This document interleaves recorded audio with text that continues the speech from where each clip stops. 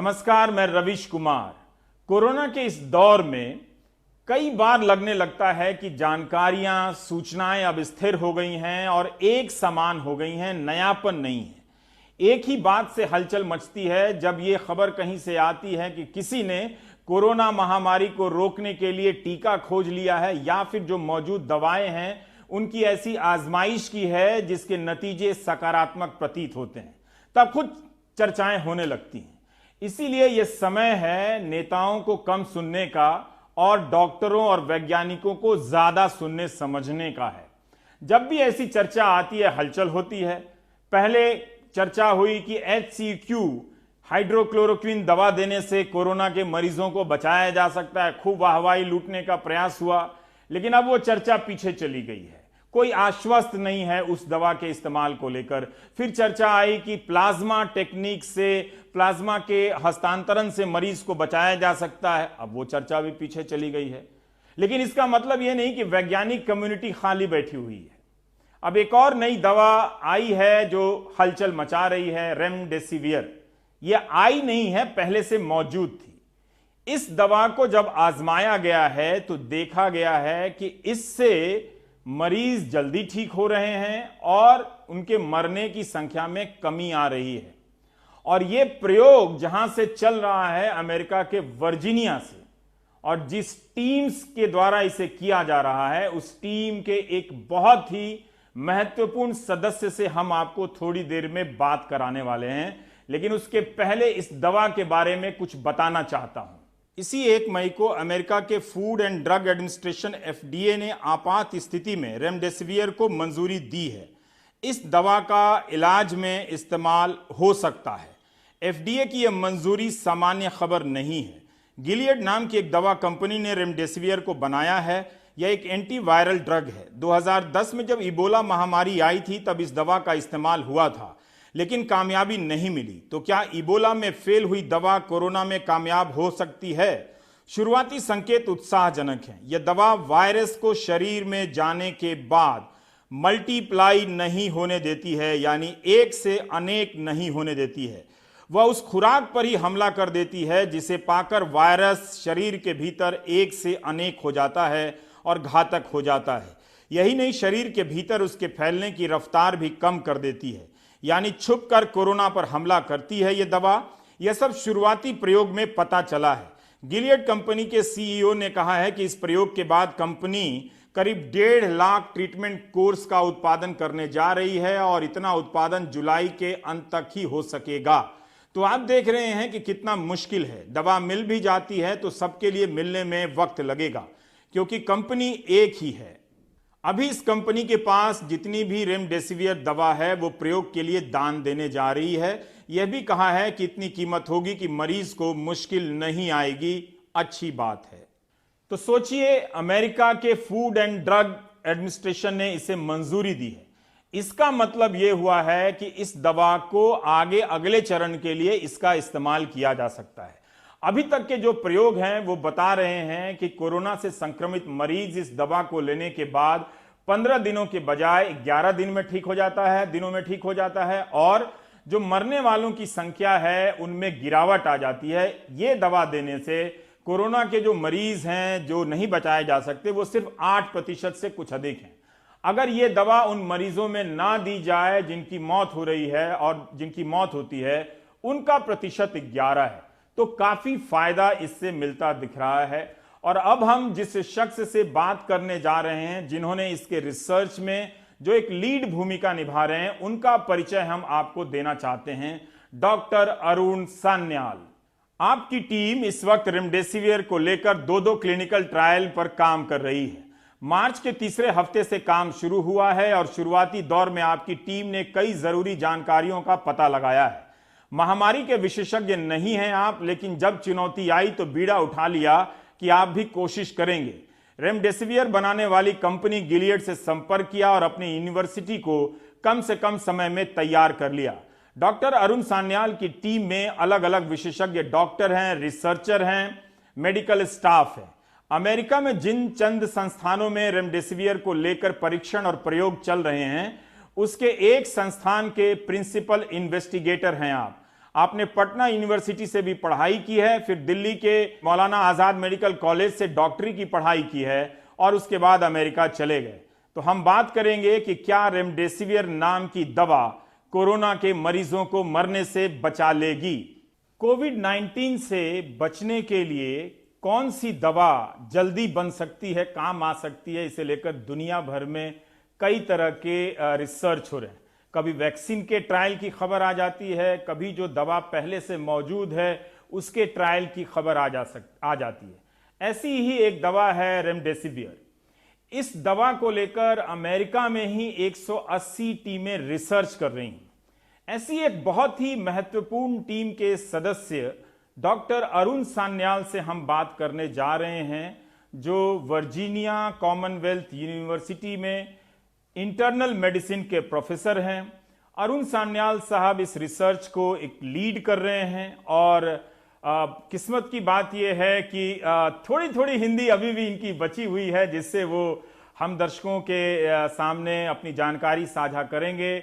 Doctor Sanyal Patna university से के graduate हैं और वहाँ से पढ़े हुए हैं और फिर दिल्ली यूनिवर्सिटी में भी उन्होंने अपनी थोड़ी तालीम पूरी की है। अब वर्जीनिया में है और बहुत ही महत्वपूर्ण शोध है इनका। डॉक्टर सान्याल, बहुत बहुत स्वागत है आपका। हम आपसे यही जानना चाहते हैं कि इबोला के संदर्भ में रेमडेसिविर का नाम आया था, लेकिन वहां भी ये दवा पूरी तरह से सफल नहीं मानी गई थी। क्या आप लोगों को ट्रायल के जरिए ऐसा क्या मिल रहा है, और क्या कई लोग कहते हैं कि ये क्यूरेटिव नहीं है, यानी ये ठीक करने वाला नहीं है। तो मैं कुल मिला के यही जानना चाहता हूं पहले सवाल के रूप में कि इस दवा की हिस्ट्री क्या है और क्यों आप इस दवा पर इतना रिलाई कर रहे हैं कि ये दवा शायद जान बचाने में काम आ जाए। तो पहले तो नमस्कार। ये रेमडेसिविर जो दवाई है, इसको कहते हैं एंटीवायरल। इसका मतलब है कि ये डायरेक्टली एक्ट करता है वायरस पर, जिससे ये वायरस मल्टीप्लाई ना करे, इससे वायरस बढ़ नहीं सकता बॉडी के अंदर। ये जो बीमारी है ना, इबोला और कोविड, इसमें दो चीज़ हमें ध्यान देना चाहिए। पहले तो जो कीटाणु हैं, जो वायरस है, उनका नंबर कम करना है, आइडियली उनको कंप्लीटली ख़त्म कर देना है। दूसरा, जो बॉडी का जो नॉर्मल रिस्पॉन्स होता है इन्फेक्शन से, वो भी थोड़ा आउट ऑफ कंट्रोल हो जाता है। वो आउट ऑफ कंट्रोल होने के चक्कर में बॉडी में केमिकल्स रिलीज होती है, जिससे बॉडी को नुकसान हो जाता है। तो वो दूसरा एलिमेंट है जिसे कंट्रोल करना चाहिए। तो रेमडेसिविर जो है उस पर सिर्फ एक पार्ट पे काम करता है ना। इबोला में पहले थोड़ा बहुत रिसर्च हुआ, पर इबोला क्राइसिस क्विकली ख़त्म हो गया। तो उसके चक्कर में डिटेल्ड रिसर्च और एक्सपेरिमेंट्स नहीं हुए। अब Covid is a completely different beast. So Covid के चक्कर में अब तो लाखों लोगों को कोविड है। इसमें काफ़ी संख्या में हम लोगों ने स्टडी किया कि ये दवाई काम करता है या नहीं करता है। तो जो रिसर्च हुआ है उसमें पहले चाइना से एक स्टडी आए, उसमें लगा कि शायद काम अच्छा नहीं कर रहा है। पर उस स्टडी में कई मेथोडोलॉजिकल कोई टेक्निकी प्रॉब्लम्स थे, तो उसके चक्कर में उसका फुल इंटरप्रिटेशन अनक्लियर है। तो उसके बाद फिर दो लार्ज स्टडीज हुए यूएस में, एक through national institutes of health और दूसरा जो कंपनी जो बनाती है दवाई गिलियड, उनके जरिए। तो हम लोगों ने गिलियड के ट्रायल में पेशेंट्स को ये दवाई दी और उसका क्या इफेक्ट हुआ वो हमने मेजर किया। तो रेमडेसिविर ये वायरस को पूरी तरह से ख़त्म नहीं करता है। वायरस का लोड शायद कम हो जाए, बट ओवरऑल जो पेशेंट को जो नुकसान होता है, जो पेशेंट का क्लिनिकल आउटकम, जिसको हम लोग कहते हैं clinically meaningful outcome for the patient. That is how a patient feels, functions or survives. उसमें हम लोगों ने कुछ बेनिफिट देखा। तो बेनिफिट क्या है? एक तो है कि जो लोगों को ये दवाई मिली वो अस्पताल से जल्दी निकल सके वापस घर। जिन लोगों को पहले 10 दिन के अंदर, बीमारी शुरू होने के पहले 10 दिन के अंदर दवाई मिली, उन लोगों पे बेटर इफेक्ट रहा। जो लोग ऑलरेडी 2-3 हफ्ते से बीमार हैं, उन लोगों में इफेक्ट थोड़ा सा कम था। और तीसरी बात यह है कि 5 दिन की कोर्स और 10 दिन के कोर्स में कोई खास फर्क नहीं था। तो 5 दिन के दवाई से भी काम बन जाता है। पर तो ये एक महत्वपूर्ण इवेंट है, क्योंकि ये पहला दवाई है जिसमें हम लोग कहते हैं scientific evidence for benefit is available. पर इसका ये मतलब नहीं कि प्रॉब्लम सॉल्व हो गया। ऐसी कोई मैजिक बुलेट नहीं है जिससे पूरा कोविड-19 का प्रॉब्लम इसी दवाई से खत्म हो जाएगा। कोविड में सोचने की ये बात है कि ये जितनी भी दवाई हम लोग तैयार कर रहे हैं, ये दवाई जो बीमार हो जाते हैं उनके लिए है, पर एक बैलेंस होता है कि आप की कितनी कैपेसिटी है लोगों को हॉस्पिटल में ले आके उनको दवाई दे के ठीक कर देना, और दूसरी साइड पे इक्वेशन के दूसरे साइड पे ये सोचना है कि कितने लोगों को बीमारी कितनी तेज फैल रही है। अगर बीमारी जिस रेट से फैल रही है वो अगर हॉस्पिटल की capacity, medical capacity of the country को एक्सीड कर जाए, then you have a problem. So हमें दोनों साइड पे अटैक करना है कि बीमारी कैसे ना फैले, और फिर जो लोग फिर भी बीमार हो जाते हैं उनके लिए हॉस्पिटल और दवाई तैयार कर दे। तो हम लोग दोनों तरफ से अटैक कर रहे हैं। डॉक्टर सन्याल, हम काफ़ी आश्वस्त हैं कि आप कामयाबी की तरफ बढ़ेंगे, और मैं ये जानना चाह रहा था कि अगर कामयाबी के ही हिसाब से देखें तो आप किस स्टेज पर हैं और कितने मरीजों को आपने दिया? क्या आप बता सकते हैं कि उसमें से आईसीयू वाले कितने ठीक हो सके रेमडेसिविर को देने से, या फिर जो हेल्दी लोग हैं वही ठीक हुए? एक और सवाल इसमें जुड़ा हुआ है कि बहुत से लोग इस दवा के बगैर भी ठीक हो रहे हैं, तो दोनों में क्या अंतर है सर? हाँ, तो ये बीमारी कोई वन साइज फिट्स ऑल नहीं है। बीमारी के 3-4 स्टेज हैं। पहला स्टेज तो ये जो आपको इन्फेक्शन हो गया, तो उस स्टेज में मेजॉरिटी लोग अपने आप ठीक हो जाते हैं। उस स्टेज में जोर से जोर आपको थोड़ी सी खांसी, गले में थोड़ा दर्द, नाक बंद हो जाता है, तो वो स्टेज मेजॉरिटी ऑफ लोग ठीक हो जाते हैं ना। उसमें there is a subset proportion जो जिनकी बीमारी, जब वो गले की बीमारी जब ठीक होने लगती है 5-6 दिन के बाद, तब सडनली निमोनिया शुरू हो जाता है, तो दोबारा से बुखार आ जाता है, सांस डिफिकल्टी हो जाती है। तो उस टाइम पे सेकंड फेज आ जाता है जो निमोनाइटिस फेज। सो निमोनिया के फेज में बॉडी का जो अपना जो सेल्स है, जो बॉडी की इम्यून सिस्टम की रक्षा करते हैं, बॉडी की रक्षा करते हैं बाहर के कीटाणुओं के अगेंस्ट, वो एक्टिव हो जाते हैं, और उनके केमिकल्स रिलीज होने के कारण और वायरस के कारण दोनों चीज मिलके निमोनिया प्रोड्यूस करते हैं। तो उसके बाद जब निमोनिया प्रोड्यूस होता है तो लंग का काम है ऑक्सीजन बॉडी में ले आना। तो बॉडी की ऑक्सीजन लेवल कम हो जाती है क्योंकि लंग, फेफड़े में इन्फ्लेमेशन हो जाता है, इन्फेक्शन हो जाता है। तो उस स्टेज पे भी दैट इज अनदर स्टेज। उसके बाद एक थर्ड स्टेज आता है जहाँ अचानक लंग के अंदर ब्लड क्लॉट्स आ जाते हैं और बिल्कुल ऑक्सीजन लेवल बहुत खत्म हो जाता है, खराब हो जाता है।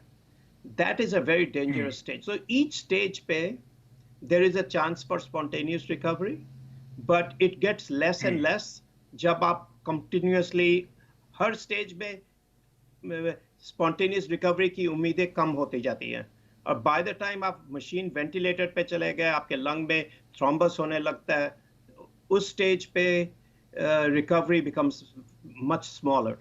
और उसके साथ तो साथ किस स्टेज पे ये दवा काम आती है ये दवा मेरे ज्यादा? ख्याल से बेस्ट काम आती है जिनको निमोनिया हो गया है, जो अस्पताल में है, ऑक्सीजन उनका चल रहा है, पर बिल्कुल ये लास्ट स्टेज जो जिसमें पूरे लंग में क्लॉट हो गया है, और लंग्स में बिल्कुल ऑक्सीजन नहीं, बॉडी में ऑक्सीजन नहीं जा रहा है, that is too far advanced. मेरे ख्याल उसके अगले अर्ली स्टेज जिसमें निमोनिया भी है, ऑक्सीजन की भी जरूरत है, दैट इज द स्टेज जहाँ पे हमने देखा कि इसकी सबसे ज्यादा बेनिफिट है।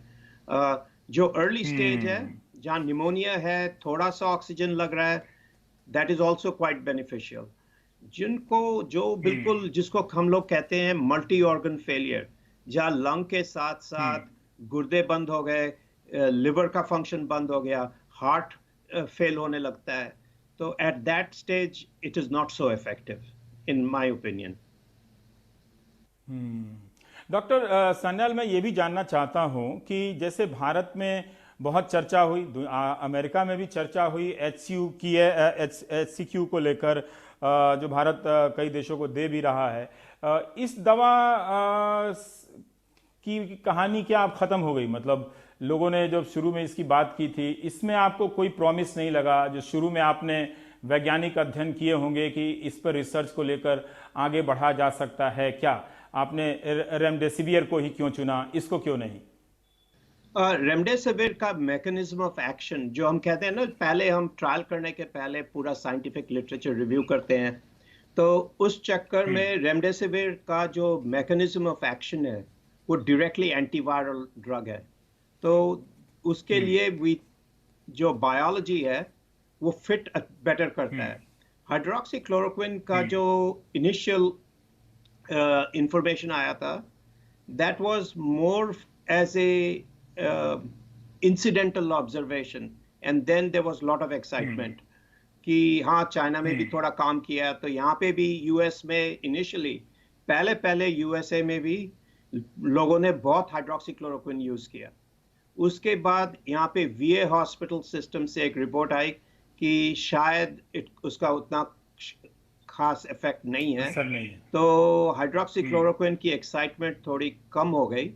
अभी चल रही है एक क्लिनिकल ट्रायल दूसरे सिस्टम में, वीए मेडिकल सिस्टम में, मेरे नॉट वीए नहीं, एक और एनआईएच के नेशनल इंस्टीट्यूट्स ऑफ हेल्थ के का एक ट्रायल चल रहा है, उसको कहते हैं orchid trial, that is also studying hydroxychloroquine. उसमें it is a rigorous scientific trial, और one way or the other आप we will get the answer in another month or 2, क्योंकि ये कोविड 1-2 दिन में जाने वाला नहीं है। इतना तो क्लियर हो गया कि we are in for some time with this virus, so we have to systematically find the signs जिससे one by one हम आइडेंटिफाई करेंगे कौन सी दवाई काम करती है, उस दवाई के इफेक्ट से पूरा प्रॉब्लम सॉल्व होगा, अगर नहीं होगा तो उसके ऊपर कौन सी दवाई लगेगी, and so on so forth. We will build a foundation के ऊपर slowly building block by block हम लोग रेडी करेंगे बेस्ड ऑन साइंस, क्योंकि पहले राइट जी, आप बात पूरी करें। अब ये कहना चाहता था कि पहले लोगों को बहुत पैनिक हुआ कि अरे बाप रे ये क्या बीमारी आ गई है, तो जो दिमाग में आया लोग मरीजों को दे रहे थे, क्योंकि सारे डॉक्टर की एक ही उम्मीद होती है कि आप मरीज को ठीक कर दें। So आप होप पे, but hope is one thing and scientific evidence is another thing. तो हम लोग अब थोड़ा सेटल हो गए हैं, और अब साइंटिफिकली जो चीज हमें अच्छी तरह से आती है, जनरेशन ऑफ साइंस के बेसिस पे मेडिसिन डेवलपमेंट, वो हम कर रहे हैं। डॉक्टर सान्याल, 180 टीमें हैं अमेरिका में जो रेमडेसिवियर पे रिसर्च कर रही हैं। आपका रिसर्च इस वक्त उनकी तुलना में कितना एडवांस स्टेज पर है, और ये दवा मौजूद है दुनिया में पहले से, तो क्या अगर आप कितने दिनों में अगर आप इसको सर्टिफाई कर सके, प्रमाणित कर सके कि हाँ ये दवा जान बचाने में काम आ सकती है, इन्फेक्शन के फैलने को रोकने में भले काम ना आए, ये वायरल हो सकता है, आपको होने पे जान बचाने में काम आ सकती है, ये आप मजबूती के साथ कब ऐलान कर सकते हैं? तो देखिए, ये जो सारी टीमें हैं ना, ये सब अलग अलग से रिसर्च नहीं कर रही है, it is a combined effort. So हम लोग एक लार्ज क्लिनिकल ट्रायल जो गिलियड साइंस कर रही है, हम लोग उसके एक पार्ट है, उसका एक हिस्सा है। और दूसरा ट्रायल जो हो रहा है वो एनआईएच में हो रहा है। नो, एनआईएच का जो ट्रायल है उसमें कुछ लोगों को प्लेसिबो मिल रहा है। प्लेसिबो का मतलब है कि उसमें कोई दवाई नहीं है। और तो उसमें वो जो ट्रायल है उसका महत्व ये है कि उससे जो एविडेंस निकल रहा है वो दिखा रहा है कि अगर आप पेशेंट को नॉर्मली ट्रीट करें विथ जस्ट सपोर्टिव केयर, आपने पहले भी कहा कि कुछ लोग तो अपने आप ठीक हो जाते हैं, तो ये दवाई की क्या जरूरत है। तो वो उसमें देख रहे हैं, वो ट्रायल से एविडेंस आ रहा है कि जिनको रेमडेसिविर मिल रहा है उनमें they are surviving better also.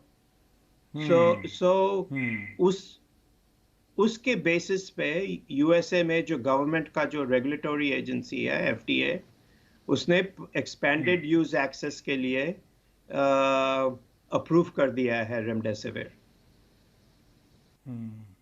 तो अब क्या ये दवा वहाँ के सारे अस्पतालों में मरीजों के अलग अलग स्टेजेस में दी जाने लगी है? और क्या ये बाहर के दूसरे देशों में भी इसे फॉलो किया जाने लगा है, या अभी और इसमें काम बाकी है सर?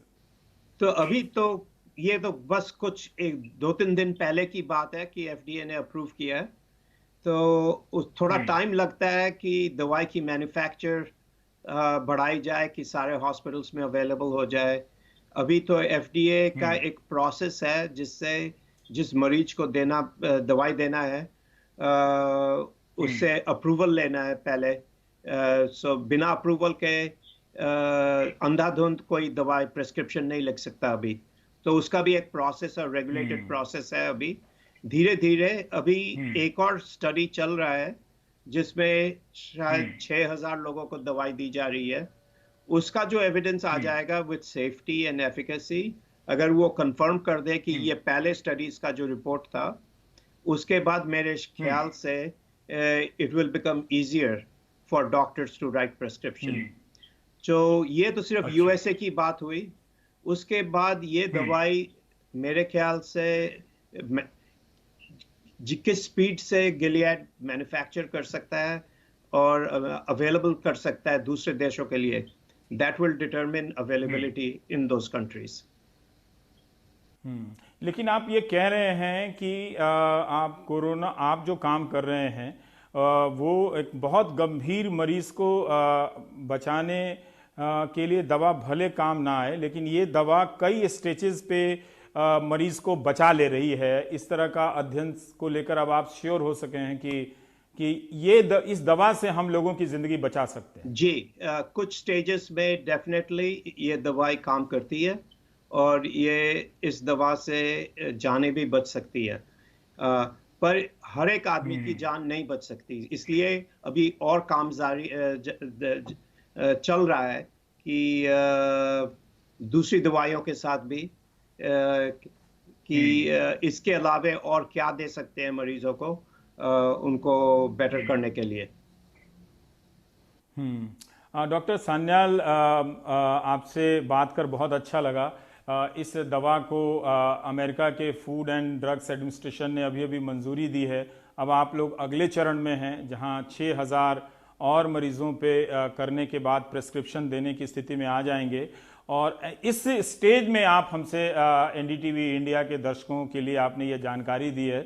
हम बहुत ही आभार व्यक्त करते हैं आपके प्रति और प्रार्थना भी करेंगे, बहुत बहुत शुभकामनाएं भी भारत से कि आप अपने रिसर्च में कामयाब हो। थैंक यू, नमस्कार। तो आपने देखा कि हल्ला हंगामा बहस मुबाहिसा देखने से कुछ मिलने वाला नहीं है।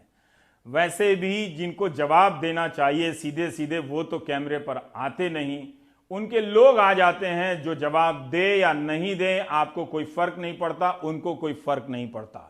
तो एक तरह से जो प्रवक्ता बैठते हैं या विशेषज्ञ वो जवाबदेही के विकल्प में इन बहस वाले कार्यक्रमों में बैठते हैं। तो हमने क्या किया, हमने उस साइंटिस्ट डॉक्टर से, डॉक्टर अरुण सान्याल से आपकी सीधी बात करा दी, जो इस वक्त अमेरिका में चर्चा के केंद्र बने हुए हैं और जिनके एक्सपेरिमेंट, प्रयोग, आजमाइश का नतीजा यह निकल रहा है कि रेमडेसिविर देने से कोरोना के संक्रमित मरीजों को बचाया जा सकता है। बहुत तरह के कैटेगरी है, उनमें से कई कैटेगरी के मरीजों को बचाया जा सकता है। अब आइए महाराष्ट्र सरकार को आदेश निकालना पड़ा है कि प्राइवेट सेक्टर के जो डॉक्टर हैं वो उनको कोविड-19 की लड़ाई में ड्यूटी देनी पड़ेगी और 15 दिन के लिए तो कम से कम उन्हें अपनी सेवा देनी पड़ेगी। डॉक्टर लोग कहते हैं कि उनके पास पीपीई किट वगैरह नहीं है, जबकि सरकार दावा कर रही है कि महाराष्ट्र को सबसे अधिक पीपीई किट दिए गए। तो पूजा भारद्वाज बता रही हैं कि इस नोटिस का क्या मतलब है। मुंबई में लगातार केसेस बढ़ रहे हैं। हर दिन 400 से 500 नए मामले सामने आ रहे हैं। पिछले 24 घंटे में ही देखें तो 600 से ज़्यादा नए मामले सामने आए हैं। इसको लेकर राज्य सरकार में चिंता बढ़ी है और हाल ही में उद्धव ठाकरे की, मुख्यमंत्री की स्वास्थ्य विभाग के साथ मुलाकात हुई, तमाम अधिकारी मौजूद थे, जिसके बाद ये फैसला किया गया कि निजी डॉक्टरों पर सख्ती की शायद ज़रूरत है, क्योंकि बहुत ज़्यादा कमी है हेल्थ वर्कर्स की हॉस्पिटलों में, कोविड-19 फैसिलिटीज़ में। और इसको लेकर 4 मई को ये लेटर टाइप हुआ है और 5 मई को देर शाम तक डॉक्टरों को करीब बताया जा रहा है कि 25,000 ऐसे डॉक्टर्स हैं जिनको ये नोटिस भेजा गया है, एक फॉर्म के अटैचमेंट के साथ, जिसमें उन्हें अपना पूरा नाम लिखना होगा, लाइसेंस पे जो उनका रजिस्ट्रेशन नंबर है वो उस पे लिखना होगा, साथ ही बताना होगा वो किस फैसिलिटी में काम करना चाहते हैं। उनके पसंद की जगह पर वो काम कर सकते हैं, लेकिन वो जहाँ भी ज्वाइन करें कम से कम उन्हें 15 दिनों तक वहाँ पर काम करना होगा। साथ ही सरकार ने इस नोटिस में उन्हें आश्वासन दिया है, ये कहा है कि आपको जो ज़रूरी सुरक्षा की किट है वो दी जाएंगी, मुहैया कराई जाएंगी। साथ ही ये भी कहा गया है कि आपातकाल में काम करने के लिए आपको ज़रूरी भुगतान भी किया जाएगा। लेकिन इस नोटिस को पाने के बाद कई ऐसे डॉक्टर्स से जो मैंने बात करने की कोशिश की, सबसे बड़ा डर सुरक्षा को लेकर ही है लोगों में, क्योंकि महाराष्ट्र में फिलहाल 200 से ज़्यादा बताए जा रहे हैं हेल्थ वर्कर्स जो कि कोरोना से संक्रमित हैं। और उनका वही कहना है कि सख्ती दिखाने की भी ज़रूरत नहीं होती, अगर सरकार इस तरफ से तैयार रहती और इतनी ज़्यादा तादाद में अगर डॉक्टर्स संक्रमित नहीं होते तो वो खुद वॉलंटरीली आगे आते। हालांकि अभी भी बहुत बड़ी तादाद है डॉक्टरों की जो वॉलंटरीली काम कर रहे हैं कोविड फैसिलिटीज़ में, लेकिन अब सरकार की ओर से साफ कह दिया गया है कि मेडिकल काउंसिल ऑफ इंडिया की नैतिकता संहिता को भंग करने को लेकर उन पर कार्रवाई हो सकती है अगर वो जल्द से जल्द हॉस्पिटल्स में कोविड-19 फैसिलिटीज़ में ज्वाइन नहीं करते हैं। तो अब आते हैं बिहार। तालाबंदी के 40 से भी अधिक दिन गुजर जाने के बाद अगर बिहार सरकार को डॉक्टरों के लिए ये आदेश निकालना पड़े कि आपकी छुट्टी रद्द की जाती है, तो हमें फिर से समझना चाहिए 362 डॉक्टर, नर्स और हेल्थ स्टाफ हैं, चिकित्सा पदाधिकारी कहते हैं सरकारी अस्पतालों के, जो अच्छे खासे वक्त तक अपने अस्पताल में अनुपस्थित पाए गए हैं। अब बताइए, इन सभी के लिए हम फूलों की वर्षा करा रहे हैं और ये ड्यूटी पे नहीं जा रहे हैं, ये अच्छी बात तो नहीं है। और इसकी वजह क्या हो सकती है? क्या डॉक्टर साहब घबरा गए हैं? उन्हें अपने अस्पताल के सिस्टम पे भरोसा नहीं है कि भाई वो अपनी आंखों से देख रहे हैं, क्या पता उन्हें हो जाए, बच पाए या नहीं बच पाए, ये सब वजह है? क्या वो ये भी सोच रहे हैं कि सरकारी नौकरी ही तो है, प्राइवेट क्लिनिक में अपना सब कुछ चल ही रहा है, तो क्यों जान जोखिम में डालें? तो जाते ही नहीं हैं। उन्हें तो कायदे से खुद ही आना चाहिए। लोगों ने ताली बजाई, हेलीकॉप्टर से पुष्प वर्षा हुई, और अब क्या कर दिया जाए? अब इसके बाद भी अगर हम आदेश निकालें कि आप आ जाएं और न आने का कारण दें, तो पुष्प वर्षा पे किया गया पैसा जो है वो बेकार जा सकता है। दिल्ली पुलिस के एक जवान अमित राणा का निधन हो गया है। मंगलवार की सुबह उनका निधन हुआ। सोमवार तक अमित राणा के शरीर में किसी प्रकार के लक्षण नहीं थे। अचानक रात तक उनके सांस में तकलीफ होने लगी और बुखार आया। राम मनोहर लोहिया अस्पताल में अमित राणा ले जाए गए और उनका निधन हो गया। निधन होने के बाद जांच रिपोर्ट से पता चला है कि उन्हें कोविड-19 था। बहुत से उनके साथी इस सवाल को लेकर बेचैन हैं कि क्या कोई लापरवाही हुई, समय पर सतर्कता के साथ नहीं देखा गया। लेकिन यह भी वैज्ञानिक तथ्य है कि कोरोना वायरस कई बार स्वस्थ से लगने वाले मरीजों पर बहुत तेजी से हमला कर देता है, जिसका अंदाजा किसी को नहीं होता है। फिर भी 31 साल के इस नौजवान को खोना दिल्ली पुलिस के लिए और दिल्ली के शहरी लोगों के लिए अच्छी खबर तो नहीं है। हमारी तरफ से श्रद्धांजलि। दिल्ली पुलिस के 70 से अधिक कर्मचारी अधिकारी कोविड-19 से संक्रमित हैं। हम उन्हें शुभकामनाएं देना चाहेंगे और कहेंगे कि आप काफ़ी एहतियात बरतिए। आप बहुत अच्छा काम भी कर रहे हैं, लेकिन एहतियात बरतिए, ड्यूटी में किसी तरह की लापरवाही ना करें। अमित राणा के परिवार को हमारी तरफ से श्रद्धांजलि।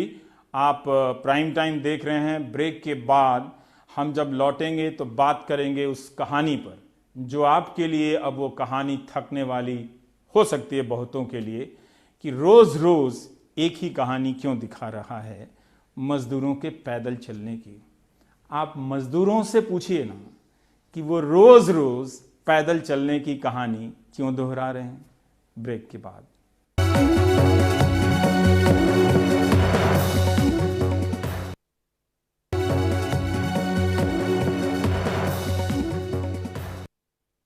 जिन रास्तों पर कभी किसानों का लॉन्ग मार्च निकला था और गांव-गांव के लोग बाहर आकर किसानों को उन्होंने खाना खिलाया था, उन्हीं रास्तों पर सोहित मिश्र देख रहे हैं समाज और सिस्टम की बेरुखी। बहुत कम जगह पर उन्हें लोग मिले जो किसी को खाना खिला रहे थे। गर्भवती महिलाएं भी इस पैदल चलने वाली टोलियों में शामिल हैं।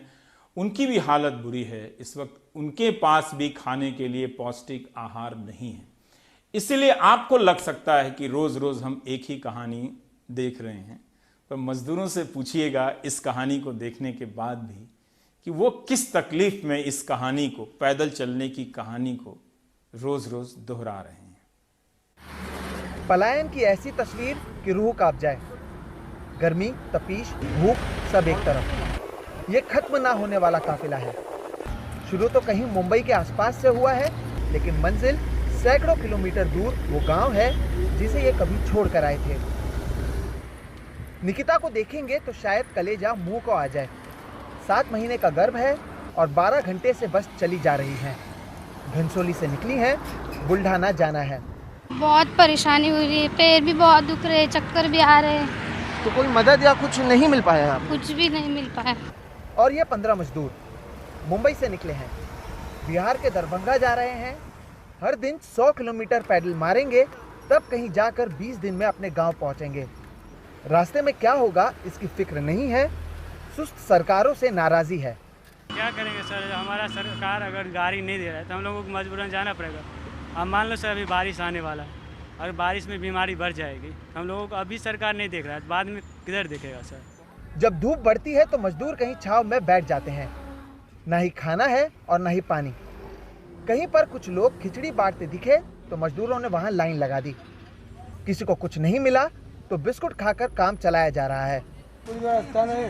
हाँ, कुछ भी नहीं। कुछ भी नहीं। कुछ नहीं। आखिरी बार खाना कब खाया था? कल वही शाम को खाया था खाना, तब से नहीं खाया। कल शाम को कहाँ पे? वो गुरुद्वारा में खाया था, बहुत लंबा है, कसारा के बहुत दूर। अच्छा, हाँ। कसारा के यहाँ पे। तब से आप लोग को खाना नहीं मिला। सरकारें आदेश पर आदेश ला रही हैं और मजदूर सब करता जा रहा है। मजदूरों ने मेडिकल चेकअप भी करवा लिया, लेकिन जब लगा कि कोई कुछ नहीं करने वाला तो उठा अपनी गठरी, निकल पड़े। नासिक में सुबह 3 बजे मेडिकल चेकअप के लिए लाइन लगाने के बावजूद मजदूरों की जांच नहीं की जा रही। बोले कि कराओ, फिर करा के ले गए तो बोलो फेंक दो। पुलिस वाला बोला कराओ इसको, फिर करा के लाया। हम लोग बोले इसको फेंक दे, कचरा कुछ नहीं चाहिए। हम लोग तो यहाँ पे 4 बजे सुबह में आए हैं। अच्छा, तो हुआ आपका टेस्टिंग? जी नहीं। क्या कहा गया? वो बोला कि लाइन में लगो। लाइन में पहले से, हमसे आने से पहले कतार में यहाँ से वहाँ तक लगा हुआ था। 4 बजे से पहले ही लाइन थी आप? हाँ जी, हम लोग 4 बजे में आए। 4 बजे से पहले और आदमी आके बैठे थे। हाँ। तो यहाँ से वहाँ तक लाइन में लगा तो उसमें 150 आदमी को अंदर लिया। इसके बाद बोला कि नहीं, 150 के बाद कुछ नहीं होगा। मजदूरों को पहले लगा कि लॉकडाउन खुलेगा, फिर लगा सरकार रोटी तो देगी। ये आस भी थी कि शायद ट्रेन मिल जाए घर जाने के लिए। अब सिर्फ रास्ते में प्यास बुझाने के लिए पानी और 2 निवाले की ख्वाहिश बची है। करीब 43 दिनों तक लॉकडाउन में रहने के बाद इन मजदूरों को उम्मीद थी कि सरकार की ओर से इनके लिए कोई ठोस कदम उठाया जाएगा, लेकिन ऐसा हुआ नहीं। और ऐसे में ये मजदूर खुद को ठगा सा महसूस करते हुए दिन रात इस सड़क पर चल रहे हैं। इन मजदूरों ने अपनी पूरी जिंदगी लगाकर जिस शहर को बनाया, बसाया, उस शहर ने इनके साथ इंसाफ नहीं किया। ऐसे में इन मजदूरों के पास अपने गांव वापस लौटने के अलावा कोई दूसरा चारा भी मौजूद नहीं है। नासिक से कैमरा पर्सन प्रवीण जिरोहित के साथ सोहित मिश्रा, एनडीटीवी इंडिया। तो आप देख रहे थे प्राइम टाइम। हमारी अपील यही है कि रास्ते से गुजरते मजदूरों के लिए संस्थाएं अगर कुछ कर सकती हैं, सरकारें अगर कुछ कर सकती हैं तो करना चाहिए। ये अच्छा नहीं लग रहा है कि मजदूर हजार हजार किलोमीटर रास्ते पैदल चलकर तय कर रहे हैं। ये हम सब के लिए शर्मिंदगी का विषय है। नमस्कार।